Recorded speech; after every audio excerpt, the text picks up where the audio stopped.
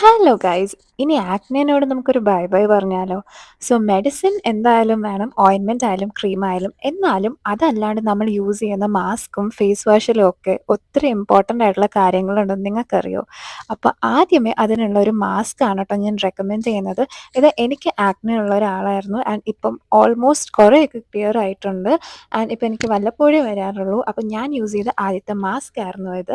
And അടുത്തെന്ന് പറയുന്നത് ഈ ഒരു ഫേസ് വാഷ് ആണ് കേട്ടോ. എൻ്റെ അമ്മോ, ഇതൊരു അടിപൊളി ബ്രാൻഡാണ് ഗൈസ്. ഞാൻ എത്ര പ്രാവശ്യം ഇത് റീപർച്ചേസ് ചെയ്തിട്ടുണ്ടെന്ന് എനിക്കറിയില്ല.